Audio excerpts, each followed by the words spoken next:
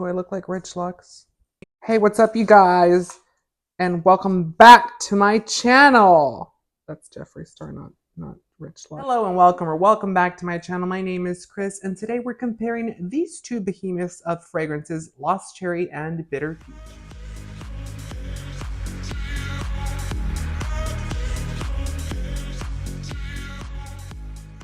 If you are into fragrances, and you have probably seen both of these fragrances, they are very popular. They sell quite a bit, but they are also compared and contrast quite a bit. But there's not much content out there that actually compares and contrasts both of these. This is a 1.7 size bottle, and this is a 3.4 100 ml size bottle.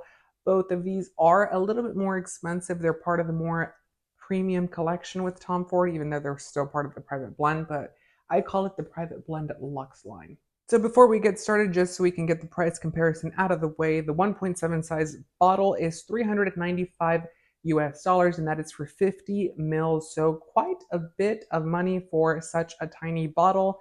If you want the big beast or the bigger size, because they also make decants in some of these, this one's going to run you $595 US for 100 mils. So it is very much an expensive fragrance. If you like it, you like it. And if you like it, you're probably going to save up your coins to buy it. But I would say that they are a little bit overpriced. There are a lot of dupes of this guy, but not so much of these unless you go to like Temu, which I've seen quite a bit of actual like people buying. And then there's another brand that I cannot think of right now that has the logo of a deer or a moose of some sorts, and they also make a dupe of this one. I'm not sure if it smells good. If you want to see a video about that, let me know down below in the comments, and I can also check that out for you. But we have both of these guys here, and they are, like I said, top selling fragrances for the house of Tom Ford. Lost Cherry has been a top seller. It is a cherry liqueur type of fragrance, and this one to me kind of smells similar to Thierry Mugler's Angel. I know some people out there say that it doesn't. It does have a lot of little nuances that are similar to Thierry Mugler's Angel. The bitter peach also smells to me kind of like a peach alcohol of some sorts. That's because this does have cognac inside of it. It does have rum in it. Both of these are boozy type fragrances, so they kind of smell like wines or spirits of some sorts. Or if you were to make yourself a very fancy cocktail with an umbrella in it, then this is what both of these would smell like. They're very similar in a lot of ways, but very different in others. So starting off with Lost Cherry, this fragrance was launched in 2018, and the perfumer for this fragrance is Louise Turner. The top notes for this fragrance are going to be black cherry, cherry liqueur, and bitter almond. Then we're going to get the middle notes of Turkish rose, jasmine sambac, and griotte syrup. And then in the base, we're going to get vetiver sandalwood, Peruvian balsam, cedar, and roasted tonka beans. So it is going to be your very much a little bit deeper. It's going to be a little bit more smoky.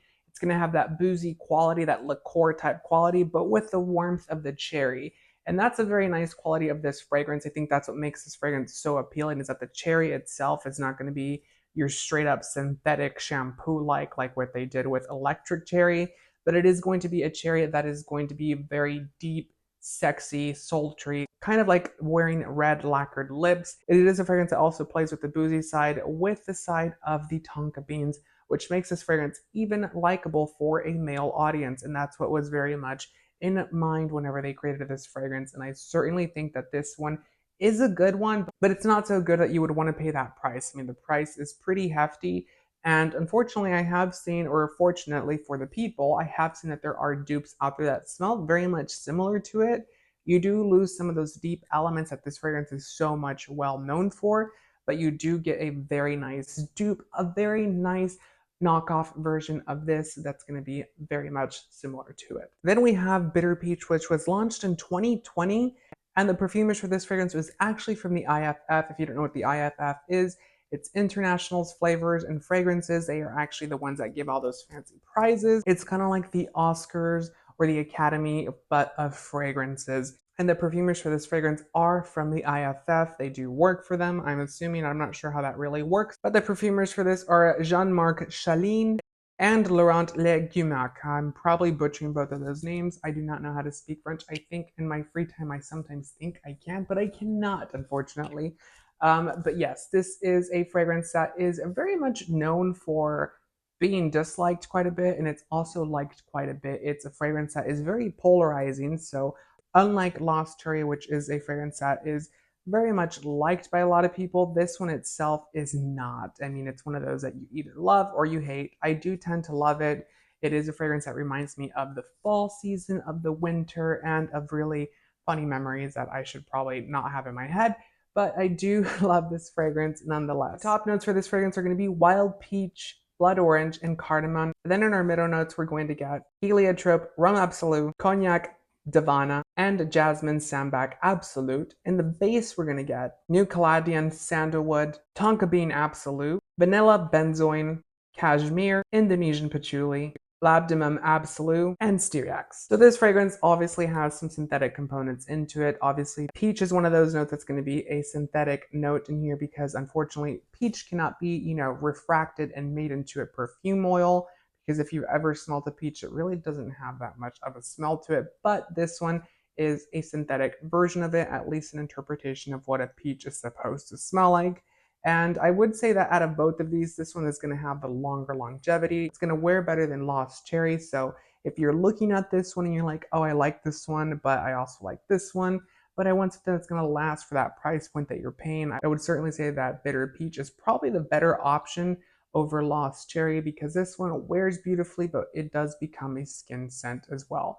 Another thing about both of these is that this one's going to be a little bit more deep. It's going to be a little bit more serious of a fragrance. Although it has that cherry that adds that playfulness to it, this one's going to be the more playful of the two because it's going to have that spicy, boozy, fruity type of quality to it. It's a very unique scent, and like I said, maybe that's why it's so polarizing. Some people might absolutely love it because it does have that very playful vibe to it, and this one itself is going to have somewhat of that, but it's more serious. It's more mainstream, if you will. It's a lot more likable, and it kind of smells like a candle to me. I mean, for that price point, should it smell like a candle? I don't know.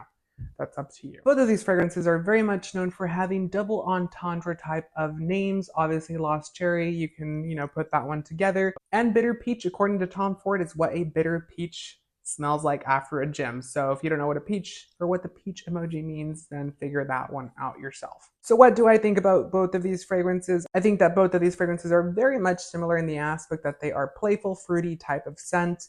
I think that this one is going to have, like I said, the more deeper, darker elements to it. It's going to be liked by a lot more people. It's going to be a more mainstream version of Bitter Peach.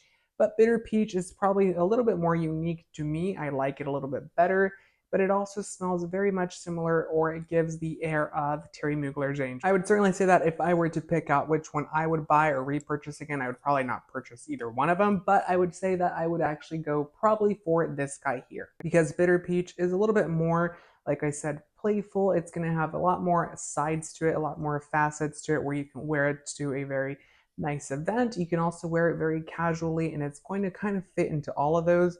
If you don't like spicy scents that are boozy, that have deep wood elements to it, then don't get this one.